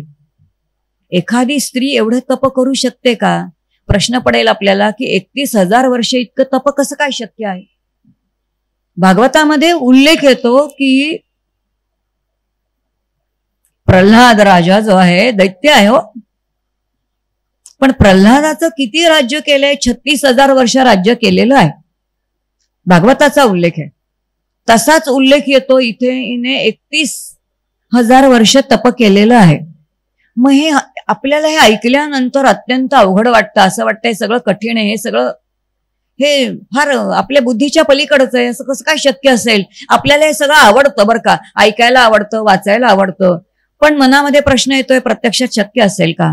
पण त्यावेळेची कालगणना आणि आत्ताची कालगणना हा थोडा जर अभ्यास केला की जी आपली कालगणना रेणू त्रसरेणू पासून सुरू झालेली आहे, ती जर कालगणना भागवतामध्ये असलेली किंवा उपनिषदामध्ये असलेली आपण जेव्हा बघतो तेव्हा त्याचा अत्यंत शास्त्रशुद्ध अभ्यास आत्ताचे आधुनिक काळामधले ऋषी असणारे डॉक्टर पविवर्तकांनी केलेला आहे. पविवर्तकांनी जो अध्यात्म रामायणाचा ग्रंथ लिहिलेला आहे त्याच्यामध्ये त्यांनी त्याची कालसंगती अत्यंत सुंदर दाखवलेली आहे. ते असं म्हणते त्या काळाची 36,000 वर्ष म्हणजे आत्ताची 36 वर्ष ही कालगणना आहे. आता आपल्याला ते पटतं की एखाद्याने 36 वर्ष राज्य केलं तर हे आपल्याला पटण्यासारखं आहे, पण 36,000 वर्ष म्हटलं की आपल्या अंतःकरणाचा ठोका चुकतो आणि हे आपल्याला खरं नाही असं वाटायला लागतं. असो, पण ह्या देवीने जी आहे, जी साक्षात कोणाची तर शिवाची कन्या आहे आणि तिने तप केलेलं आहे, आणि ते म्हणजे शास्त्रानुसार सांगितलेले 31,000 वर्ष एवढं तप केलेलं आहे. साहजिकच आराधना ज्याची केलेली आहे, ज्याच्यापासून तिची निर्मिती आहे त्या शिवाचीच आराधना केलेली आहे, आणि त्यामुळे शिवानी सगुण साकार रूपामध्ये तिला दर्शन दिलेलं आहे. आणि दर्शन दिल्यानंतर विचारलेले की बाई एवढं तप केलेस कशासाठी? काहीतरी तर तुझा उद्देश प्रयोजन असेल ना, तप करण्यामध्ये काहीतरी उद्देश असेल, काहीतरी तुझा एखादा संकल्प असेल की एवढं तू कशासाठी केलंस? आणि ती सांगते की हो, माझ्यामध्ये संकल्प होता, काहीतरी सकामता धरूनच मी तप केलेलं आहे. मग काय आहे? एकच इच्छा आहे की मी अमर व्हावं. आता कठीण आहे, अमर होणं हा वर नाही ना कोणाला देता येत. पहा, आपल्याला माहिती असणारे अनेक जण आहेत ज्यांनी तप केलेलं आहे. रावणाने सुद्धा तप केलेलं आहे. कोणाचं केलेलं आहे? ब्रह्मदेवाचं केलेलं आहे. पहिला वर मागितलेला आहे, मला काय द्या? तर मला अमरत्व द्या. नाही देता येणार सांगितलेलं. बळीने केलेलं आहे, मला अमरत्वाचं वर पाहिजे. सांगितलंय वरुणाने, तुला देता येणार नाही. उपजे ते नासे, नासे ते पुनरपी दिसे. हा जर विश्वाचा नियम विधात्याने बनवलेला असेल तर असा वर देता येईल का? शिवशंकर म्हणतात असा वर देणं फार कठीण आहे, देता येणार नाही. पण ती म्हणते नाही, मला हाच वर पाहिजे आणि तोच तुम्ही मला द्या.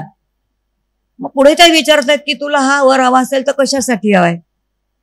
आता लक्षात येईल की सगुण रूपामध्ये जर आपण आलो तर अशा प्रकारचं वर कायम होणं शक्य नाही आहे, लक्षात येईल. पण निराकारामध्ये शक्यता आहे, साकारामध्ये शक्यता नाही, निराकारामध्ये शक्यता आहे. आणि त्याचेही दाखले आपल्याला पुराणामध्ये नवे भागवतामध्येही पाहायला मिळतात.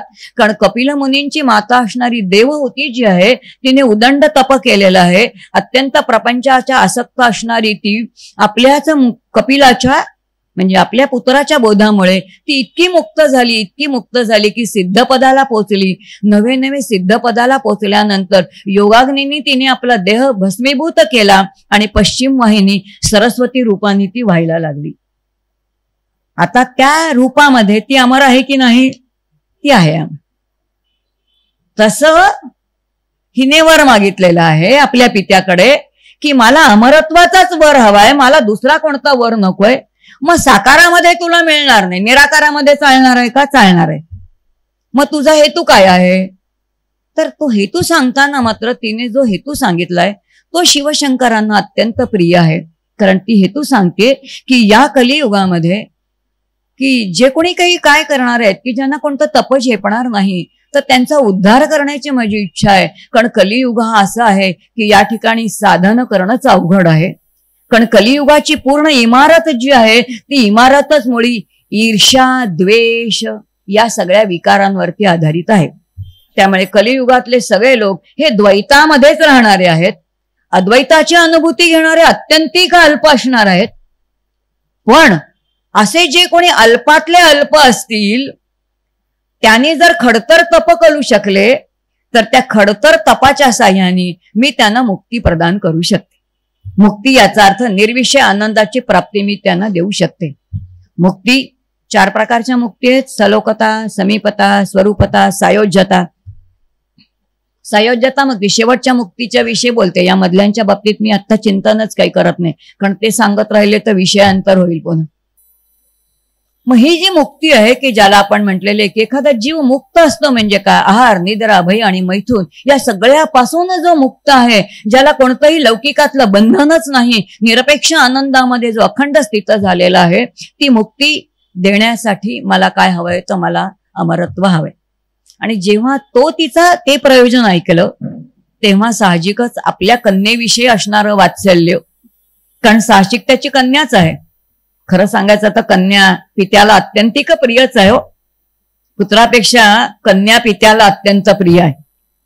आणि त्यामुळे ही जी ज्यांनी स्वतः तिचा जो निर्माता आहे त्या शिवाला ती अत्यंत प्रिय आहे. आणि प्रिय असल्यामुळे ते प्रयोजन त्यांनी ऐकलेलं आहे. आणि प्रयोजन ऐकल्यानंतर त्यांनी तिला अमरत्वाचा जो आहे तो वर दिलेला आहे. मग आता हा जो अमरत्वाचा वर दिलेला आहे, तेव्हा हा अमरत्वाचा वर कसा समजून घ्यायचा, हा समजून घेताना लक्षात येईल की आपण म्हणतो की आता या नर्मदेचं काय आहे. पुराणामध्ये आणखीन एक कथा येते बरं का, ही फार कमी येते. पुराणामधली एक कथा आपल्याला असं सांगते की गंगा आणि ह्या दोघी सख्या बहिणी आहेत. फार नर्मदा महात्म्यामध्ये ही कथा येत नाही, पण एका पुराणामध्ये ती कथा अशी येते की या दोघी सख्या बहिणी आहेत आणि गंगा तर इतकी पवित्र आहे आणि ती पवित्र असणारी सगळ्यांचं पाप ताप सगळं नाहीसं करणारी, म्हणजे पाप ताप दैन्य सगळं नाहीशी करणारी आहे. तर ही बहीण विचारते की आपल्या पित्याला की एकीला तुम्ही इतका सुंदर वर दिलेला आहे की जिच्यामुळे सगळ्या पापांचं हरण होणार आहे, मग माझी अवस्था काय, मला काय मिळणार आहे. आणि त्यावेळेला पिता म्हणतोय काळजी करू नकोस, गंगा कितीही पवित्र असली तरी प्रदक्षिणा तिला करता येणार नाही. प्रदक्षिणा फक्त करण्याचं जे श्रेय आहे ते भाग्य तुझ्याच प्रारब्धामध्ये आहे आणि म्हणून ते वेगळेपण मी तुला देतो. आता हा पित्याकडून तिला मिळालेला वर आपल्याला एका पुराणामध्ये वाचायला मिळेल, कारण अनेक पुराण आहेत. त्या पुराणांमध्ये ह्या कथा वेगळ्या वेगळ्या प्रकारामध्ये येतात. आणि मग लक्षात येतं की हिला मिळालेला पुन्हा वर आहे की ताप पाप नाहीसं करण्याचं काम जरी गंगेचं असलं तरी परिक्रमा किंवा प्रदक्षिणा कोणाला आहे, तर ती मात्र कोणाला आहे, तर ती नर्मदेलाच आहे. मग आता ह्या नर्मदा महात्म्यामध्ये जे वेगळेपण तिचं येतं, कलियुगामध्ये तिची जी काही प्रदक्षिणा केली जाते ज्याला परिक्रमा म्हणतात, पण परिक्रमा म्हणजे प्रदक्षिणाचं हे आपल्याला कळलं पाहिजे. परिक्रमा शब्द रूढ केलाय नंतर तो, पण ती मूळची काय आहे तर ती प्रदक्षिणा आहे. आणि प्रदक्षिणा आपल्याकडे आपण बघितलं तर ईश्वराची जेव्हा आपण देवाची पूजा करतो तेव्हा त्याची षोडशोपचारे पूजा करतो, म्हणजे 16 उपचार आपण त्यांना देतो. मग अर्घ्य आहे, पाद्य आहे, स्नान आहे, वस्त्र आहे, मग दीप आहे, मग आपण म्हणतो ना की हे सगळं काय काय आहे ते समर्पयामी, आपण 16 उपचार समर्पित करतो. मग त्यानंतर औक्षण आहे आणि त्यानंतर जो आहे प्रसाद आहे. आणि मग शेवटचा उपचार कोणता आहे तर तो प्रदक्षिणा आहे. आता प्रदक्षिणाचा फार सुंदर आहे. सगळ्या गुरु दत्तात्रयांच्या संप्रदायामध्ये गेल्यानंतर धन्य धन्य प्रदक्षिणा सद्गुरु रायाची हे म्हटलं पाहिजे, हे आहे लक्षात. याचा अर्थ प्रदक्षिणा ही सगळ्या उपचाराचा शेवटचा उपचार आहे जी केली पाहिजे. आणि ती करताना कशासाठी केली पाहिजे हे सांगितलेलं आहे की म्हणताना बघा त्यांनी म्हटलंय की आपण सगळे उपचार करतो आणि मग ते गुरुजी म्हणतात की यानी कानी पापानी जी जी आपण केलेली आहेत जन्मांतराने, जन्मजन्मांची झालेली जी काही पाप आहेत आणि मग ती काय व्हावीत, मग ती सगळी कशी आहेत तर पदे पदे काय आहेत विनश्यंती. प्रदक्षिणा करताना पदापदावरती सगळी काय आहेत की जेव्हा आपण प्रदक्षिणा करतो तेव्हा प्रत्येक पदावरती आपली गतजन्माची केलेली सगळी यानी कानी पापानी विनश्यंती ती नाहीशी होतात. याचा अर्थ तिथे विश्वास दिलेला आहे बरं का आपल्याला. ऋषीमुनींनी दिलेला विश्वास आहे की जर आपण प्रदक्षिणा शास्त्रशुद्ध केलेली असेल, याचा अर्थ ज्या देवतेच्या भोवती आपण प्रदक्षिणा करतोय तेव्हा ते साक्षात सगुण साकार ते चैतन्यच आहे आणि त्या चैतन्याच्यासाठी प्रत्येक पद पावली त्याचं स्मरण आहे, त्याचं नाम आहे, त्याचं रूप आठवणं आहे. असं करून जर ती प्रदक्षिणा केलेली असेल तर यानी कानी पापानी विनश्यंती आहे. आपण फिरत फिरत केली तर, पावलं टाकत केली तर काय विनश्यंती आहे का? शक्यता नाही. लक्षात येईल तसं ते शक्य नाही. मग आता त्यांनी सांगितलंय की लक्षात येईल की ही जी परिक्रमा आहे किंवा ही जी प्रदक्षिणा आहे ही नर्मदेलाच घालता येईल. हा तिच्या पित्यानी म्हणजे साक्षात शिवानी तिला दिलेला वर आहे. मग आता कलियुगामध्ये त्याचा संबंध काय आहे? तर कलियुगाचा संबंध सांगताना असं म्हटलेलं आहे की प्राण आपले पूर्वी कुठे होते. तर एवढं तरी आपल्याला माहिती पाहिजे की निदान आपल्या प्रत्येकाला 4 देह आहेत. हाडामासाचा जो आहे ज्याचं वजन काट्यावरती केलं जातं त्याला स्थूल देह म्हणतात. त्याच्या आतमध्ये 19 तत्वांचा एक सूक्ष्म देह आहे. त्याच्या आतमध्ये एक अज्ञान रूपी कारण देह आहे आणि त्याच्याही अगदी आतमध्ये असणारा एक अत्यंत ज्ञानस्वरूप असणारा महाकारण देह आहे. हे 4ही देह जोपर्यंत आपण ओलांडून जात नाही तोपर्यंत आपल्याला स्वतःचं स्वरूपच समजत नाही. आता प्राण कुठे कुठे होते लक्षात येतील की जसजशी युग बदलली तेव्हा महाकारण देहामध्ये असणारा प्राण हळूहळू जसजशी युग बदलत गेला तसा आता तो कुठे आलेला आहे, तर आता तो या स्थूल देहामध्ये म्हणजे हाडामासाच्या देहामध्ये आलेला आहे. याच्या आधी तो कुठे होता? तो सूक्ष्म देहामध्ये होता. आणि सूक्ष्म म्हणजे ज्याला आपण बोन नॅरो म्हणतो ना, हाडांच्या आतमध्ये जी पोकळी असते जिथे अत्यंत सूक्ष्म अशा संवेदना आहेत, जिथे मज्जापेशी आहेत अत्यंत सूक्ष्म आहेत, तिथे तो प्राण होता. याचा अर्थ प्राणही अत्यंत सूक्ष्म असणार ते स्थूल होत गेले आणि आता तो प्राण कुठे आला तर या अन्नमय म्हणजे स्थूल देहामध्ये आला. आणि स्थूल देहामध्ये आल्यामुळे आता या स्थूल देहाला छळल्याशिवाय म्हणजे थोडक्यामध्ये तपती म्हणजे या देहाला तापवल्याशिवाय आपल्याला मुक्ती नाही. आता इथपर्यंत आलं असेल की लक्षात येईल की कशासाठी देहाला तापवणं. आता सांगितलेलं आहे की तिला प्रदक्षिणा घालताना त्या निमित्ताने काय आहे तर देहाला तापवणं आहे. कळत न कळत केलेलं ते शारीरिक तप आहे. ते नवे ते केवळ शारीरिक तप नाहीये. शास्त्रशुद्ध जर केलेलं असेल तर तिचं चिंतन आहे ती साक्षात भगवती चैतन्याने परिपूर्ण असेल तर ते मानसिक तप आहे. तिचं स्वरूप जाणून घेऊन केलं असेल तर ते बौद्धिक तप आहे. आणि अशा प्रकाराने जर तप केलं तर ती फलदायी आहे, नाहीतर ती एक यात्रा आहे. मग आम्ही यात्रेला जाणार आणि पात्र घेऊन येणार. एक यात्रा करणं आहे आणि पात्र घेऊन येणं आहे, एवढीच यात्रा आहे हो. तीर्थयात्रा याच्यासाठी नाहीये. आपण यादीच करतो आम्ही किती तीर्थयात्रा केल्यात. त्या तीर्थयात्रांची यादी केलेली असते. आम्ही या तीर्थावरती गेलो, त्या तीर्थावरती गेलो. नर्मदेचं वैशिष्ट्यच असं आहे की तिच्या तीरावरती किती मंदिरं आहेत. महात्म्यामध्ये वर्णन केलेलं आहे की ती लक्षावधीने कोट्यावधी आहेत. कोट्यावधी वर्णन आहे बरं का. याचा अर्थ इतके संत महंत त्या तिच्या किनारी आहेत. आम्ही 18 दिवसात प्रदक्षिणा पूर्ण करतो. नर्मदा महात्म्यामध्ये संवाद येतो तो मार्कंडेय ऋषींचा.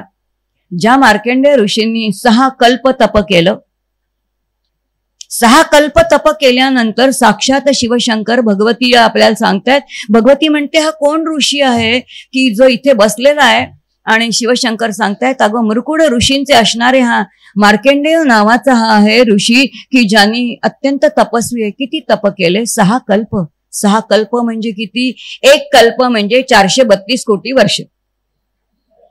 एक कल्प म्हणजे 432 कोटी वर्ष. असं 6 कल्प तप केल्यानंतर शिवशंकर म्हणतायत, ती म्हणते मला या ऋषींचं दर्शन घ्यायचंय हो.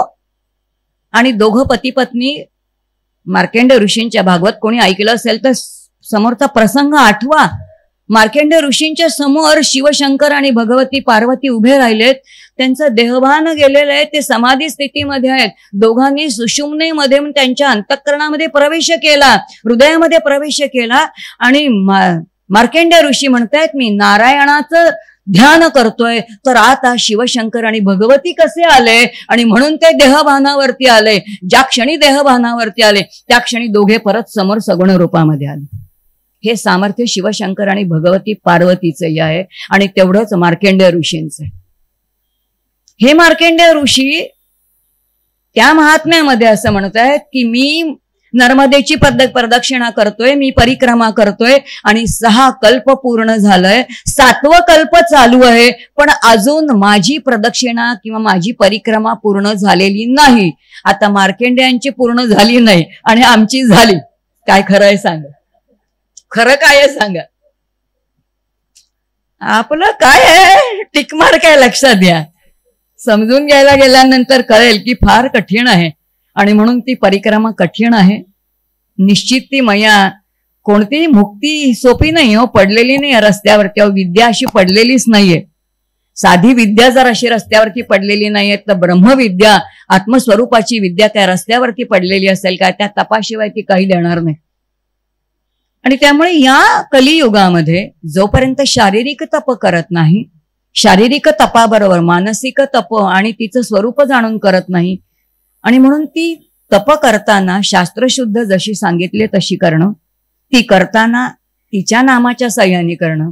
म्हणून तरी त्या निमित्ताने तरी आपण मैया नर्मदा मैया नर्मदा म्हणतो, नाहीतर तिथेही आम्ही आमचा प्रपंचच घेऊन जाऊन करू, अपेक्षित नाहीये.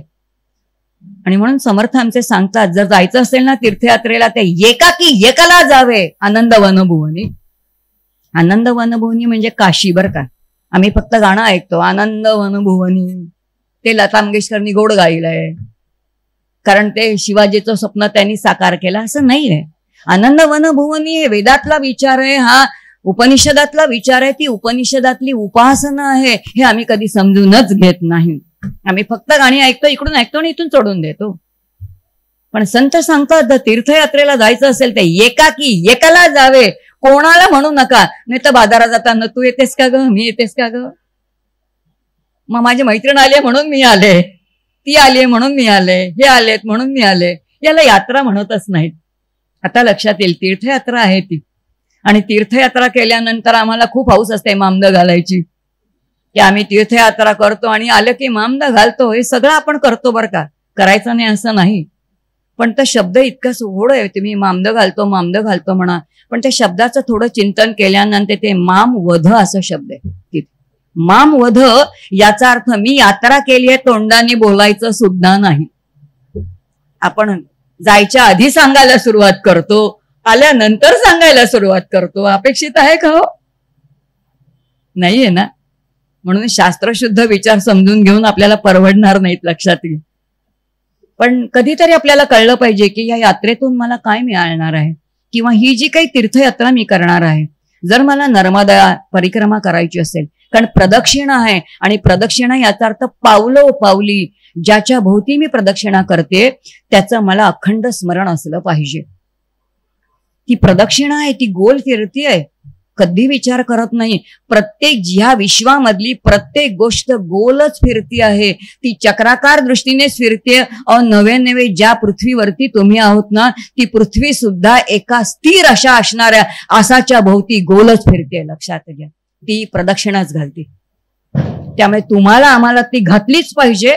पण ती कोणाच्या भोवती घालायचे? ती पृथ्वी जशी त्या स्थिर अशा आशाच्या भोवती घालते, तसं तुम्हाला आम्हाला एक स्थिर तत्व, तुमचं आमचं उपास्य दैवत स्वीकारावं लागेल.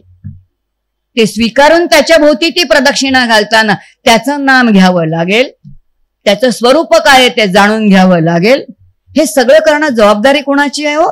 ग्रंथ सांगायला आहेत, संत सांगायला आहेत, पण आपण हे करतच नाही. आपण फक्त काय करतो की वरवरची तीर्थयात्रा करतो, वरवरची परिक्रमा करतो. आणि म्हणून नर्मदा परिक्रमा करताना सांगितलंय की एक तर तिचं पात्र इतकं विशाल आहे, ती केवळ ती परिक्रमा नाहीये, तिच्या उपनद्या आहेत, उपनद्यांच्या उपनद्या आहेत, उपनद्यांच्या उपनद्यांवरती असणारी मंदिरं आहेत, त्या सगळ्याचं दर्शन घेत घेत घेत घेत ती करायची. 4 महिन्यात त्या वर्षात तरी होईल का हो? मार्कंडेय ऋषी सांगतायत 7 कल्प होत नाहीये, तर आपली कधी होईल मला सांगा? ती होण्याची शक्यताच नाहीये, कारण ते अशक्य आहे. कारण तो जो महिमा आहे, तिचं व्यापक रूप जे आहे ते इतकं व्यापक आहे, इतकं व्यापक आहे, त्याच्यासाठी आपल्याला व्यापकता स्वीकारावी लागेल. आणि व्यापकता स्वीकारून व्यापकतेने तिची उपासना करावी लागेल. आणि जेव्हा उपासना म्हणून आपण ती परिक्रमा करू, तेव्हा त्याचं एक वेगळं फळ असेल. आणि म्हणून तीर्थयात्रा आपण करतो. सगळ्या ठिकाणी तीर्थयात्रा केल्यानंतर गेलं पाहिजे. तुकोबाराय आपल्याला एक प्रश्न विचारतात बरं का, तीर्थयात्रेला जाता म्हणजे काय जातो? तीर्थ धोंडा पाणी देव रोकडा सज्जनीस, ते सांगतात. काय करणार तीर्थाच्या निमित्ताने? एक काय आहे, पाणीच्या निमित्ताने पाणी आहे, तीर्थाच्या नदीच्या निमित्ताने, आणि देवाच्या निमित्ताने धोंडा आहे असं म्हटलं तर आवडेल का हो आपल्याला? नाही आवडणार. पण तुकोबारायांचं वचन आहे, तीर्थ धोंडा पाणी देव रोकडा सज्जनी. याचा अर्थ तीर्थयात्रा कशी करायची तर मला समजून घेतलं पाहिजे ना. तीर्थयात्रा कशासाठी करायची हे समजून घेतलं पाहिजे. आपण कलियुगामध्ये नर्मदेची जे परिक्रमा किंवा प्रदक्षिणा आहे, हे तप आहे. प्रदक्षिणा का आहे? कारण एक स्थिर तत्व आहे, आणि ते स्थिर तत्व ती शक्ती स्वरूप आहे. आणि शक्ती स्वरूप असली तरी सुद्धा तिचं अधिष्ठान जे आहे ते ज्ञानस्वरूप म्हणजे शिवस्वरूपच आहे. हे जर सगळं समजून घेतलं, अधिष्ठान रूपाने शिव आहे, शक्ती रूपाने ती आहे, आणि त्यानंतर सगुण रूपामध्ये ती आलेली देवी आहे, आणि मग तिची उपासना म्हणून जर मला ही तीर्थयात्रा करायची असेल, ही प्रदक्षिणा करायची असेल, तर पदे पदे हे सगळं स्वरूप मला आठवलं पाहिजे, ते स्मरण करत मला ते केलं पाहिजे. आणि अशी जेव्हा तीर्थयात्रा आपण करतो, ती केवळ तीर्थयात्रा नाही, तर आपण तीर्थक्षेत्री जातो. नर्मदेचा जो सगळा परिसर आहे, त्या मैयाचा परिसर, हा तीर्थक्षेत्र म्हटलं जातं की नाही? आपण म्हणतो चला आम्ही तीर्थक्षेत्राला जायचंय बरं का, आम्ही तीर्थक्षेत्राला निघतो.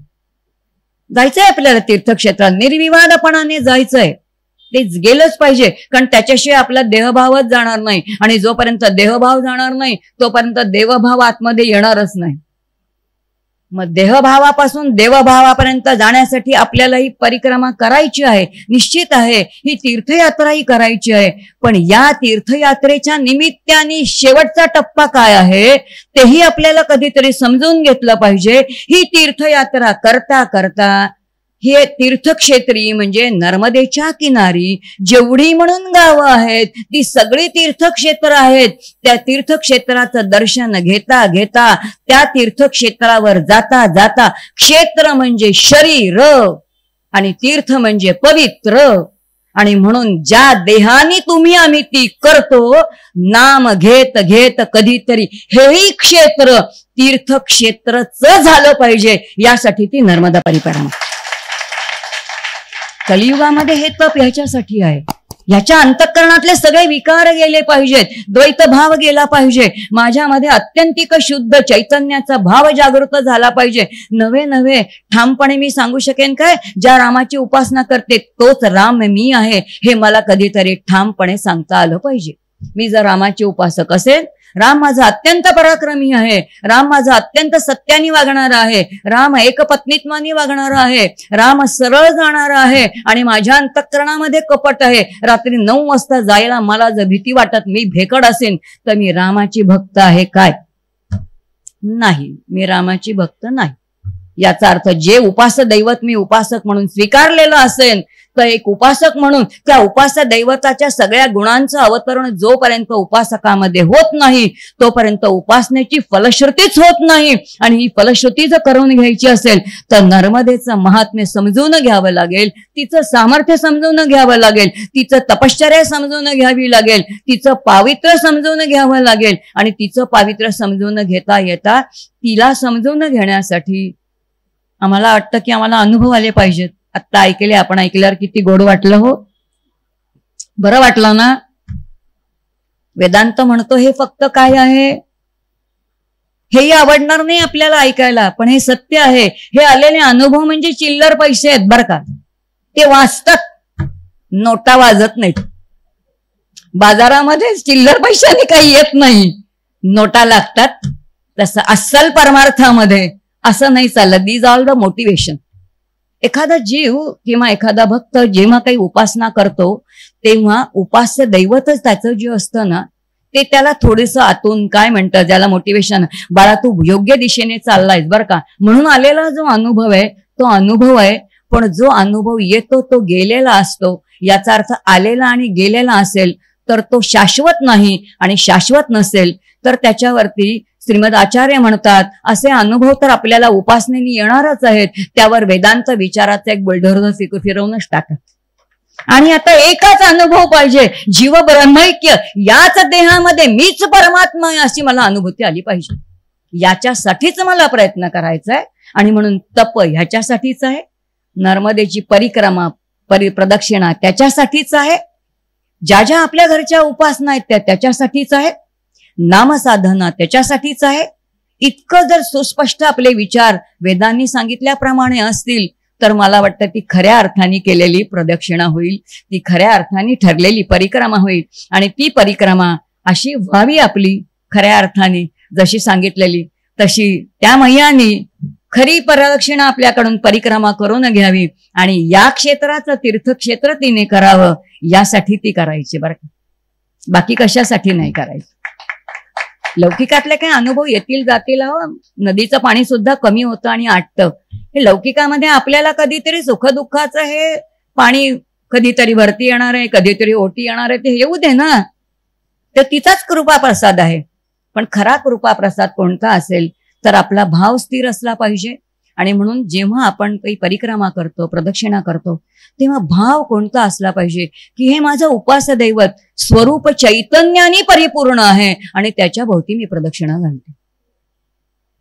ती नदी म्हटली तर ती जड झाली तर कितीही प्रदक्षिणा केली तर बुद्धी जड राहिल्याशिवाय राहणार नाही. म्हणून उपासनेचं वर्म आहे, जेव्हा आपण काही उपासना करतो तेव्हा उपासना ही चैतन्याने परिपूर्णच अशी असली पाहिजे. आता हे मात्र वेद विचार आहेत.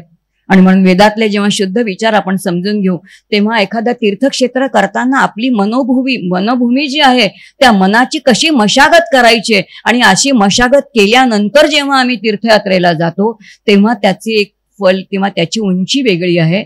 आणि म्हणून उपनिषद म्हणतं कोणतंही एखादं साधन करा, मग नामसाधन असू दे, तीर्थक्षेत्राचं साधन असू दे, किंवा तीर्थयात्रेला जाणारं एखादं तपासारखं साधन असू दे, यदेव करोती, जे जे काही करणारं, तदेव विद्येया करोती, म्हणजे ते जाणीवपूर्वक करा. यदेव विद्येया करोती तदेव वीर्यवत्तर भवती. म्हणजे ती केलेली उपासना, ती केलेली तीर्थयात्रा वीर्यवत्तर, याचा अर्थ अत्यंत ज्याला म्हणतात सामर्थ्याने परिपूर्ण होते. मग जर यात्राच करायची तर ती सामर्थ्याने परिपूर्ण होऊन करूया ना, साधी कशाला करायची. जर संपूर्ण समग्र स्वरूप तिचं जाणून घेऊन केल्यानंतर जर केलेली असेल तर ती वेगळी आहे. आणि म्हणून तिची महिमा वेगळी आहे, तिचा महिमा वेगळा आहे, तिचं महात्म्य वेगळं आहे की जी 6 कल्प पूर्ण झाली तरी 7व्या कल्पामध्ये सुद्धा ती आहे. एका ठिकाणी शिवशंकरालाच आश्चर्य वाटते की सगळं विश्व लयाला पावलं आणि तू कशी राहिलीस, ते तिला विचारतायत. आणि ती म्हणते पिताश्री तुम्हीच वर दिलायत म्हणून मी राहिले ना, तिने स्मरण करून दिलंय. याचा अर्थ पित्यालाही विस्मरण झालंय की आपण हिला अमरत्वाचा वर दिलेला आहे. हे तपाचं फळ आहे, कारण तपानी अंतरंगाची शुद्धी आहे. आणि जितकी अंतरंगाची शुद्धी होते तेव्हा अंतरंगाची शुद्धी झाली की शुद्ध तत्वाचीच ओढ लागते. आणि शुद्ध तत्वाची ओढ लागली की आपण तिथपर्यंत जातो. आणि मग गेल्यानंतरचा जो आनंद आहे, व्यापकत्व आहे लक्षात येईल. घरामधल्या पाण्यामधला आनंद नाही, पण नदीतल्या पाण्याचा आनंद आहे. का आनंद आहे हो? नदीतला नाही, पूर्ण निसर्गाचाच आनंद आहे. कारण ती मानवाला नव्हे, संपूर्ण 84 लक्ष योनींना समर्पित आहे. तिचं जीवन समर्पित आहे. ज्याचं जीवन समर्पित आहे ना, शांत नाहीये. आणि म्हणून संस्कृत मधले एक सुंदर वचन आहे बरं का, पिबंत नद्या स्वयमेव नांभा. नद्या स्वतःचं पाणी पित नाहीत. पिबंती नद्या स्वयमेव नांभा. वृक्ष स्वतःची फलांनी न खादंती. वृक्ष स्वतःची फळं खात नाहीत. मेघ धान्य निर्माण करतात, पाऊस देतात. नादंती सस्यम खलु वारी वाह. मेघ पाणी देतात, धान्य निर्माण करतात, सगळं 84 लक्ष योनीला देतात. तसं काय परोपकाराय सतान विभूती. परोपकार हे संतांचं परमात्म्याचं ते स्वरूप आहे. आणि म्हणून जी ही मैया आहे ना, ही सगळं स्वरूप आपल्यासाठी आहे. ते सगळं देऊन टाकणारी आहे. आणि म्हणून जे देऊन टाकणारे आहे ना स्वरूप, जे इतरांना दिलेलं आहे, ज्याच्याजवळ दातृत्व आहे ना, त्याचं दर्शन आनंददायी आहे. हो, तुम्हाला मला बघितल्यानंतर कोणाला आनंद होतो का? वर म्हणून बरं वाटलं बरं का, आतून म्हणून कुठनं पिढा आली, कारण दातृत्व नाहीये ना. तिच्या नावामध्येच काय सुंदर सांगितलंय, नर्मदा. नर्म म्हणजे सुख, आनंद. ददाती, देणारी आहे, सुख देणारीच आहे. आणि सुख आनंद का देणारी आहे? कारण ती समाजाला नव्हे 84 लक्ष योनीला समर्पित आहे. जी समर्पित आहे ना तीच आनंद देऊ शकते. ती बाकी कोणी आनंदित नाही देऊ शकत. आणि म्हणून ती कशी आहे तर ती अखंड आनंद देणारी, सुख देणारी, अत्यंत व्यापक अशी ती आहे. आणि तिची असणारी ती तीर्थयात्रा केल्याने खऱ्या अर्थाने तुमचं आमचं हे क्षेत्र जे आहे ते पवित्र व्हावं. ते अत्यंतिक सुचिता अंतःकरणामध्ये यावी. आचार, विचार आणि उच्चार या सगळ्याची सुचिता या ठिकाणी यावी, यासाठी या सगळ्या तीर्थयात्रा किंवा परिक्रमा आहेत. आणि तशी शास्त्रशुद्ध परिक्रमा तिच्या कृपेने तुमची आमची घडावी अशी या ठिकाणी सांगते. कारण कलियुगामध्ये आता शारीरिक जर प्राण इथे असेल तर हेच तिला द्यायचंय, आणि ह्याने द्यायचं असेल तर ह्यालाच तप करायचंय. आणि म्हणून शरीराचं तप असेल तर शरीरानेच तिकडे गेलं पाहिजे, मानसिक जाऊन नाही ना चालणार. इथं मानस पूजा नाही चालत ना, इथे प्रत्यक्षच जावं लागेल. त्यामुळे मोक्षदायी जर तर असेल तर आपल्याला या स्थूल देहानेच तिच्यापर्यंत जावं लागेल, तेव्हाच ती मोक्षदायिनी ठरू शकते. आणि त्यामुळे मोक्षदायिनी असणाऱ्या तिने, त्या नर्मदा मैयानी तुम्हा आम्हाला निरपेक्ष आनंदाची मुक्ती आणि मोक्ष द्यावा अशी तिच्या चरणी प्रार्थना करते. आणि माझ्या वाणीला विराम देते, इथेच थांबते. हरिओम तत्सत. नर्मदे हर. नर्मदा मैयाच्या चरणी सगळी सेवा समर्पित करते. हरिओम तत्सत.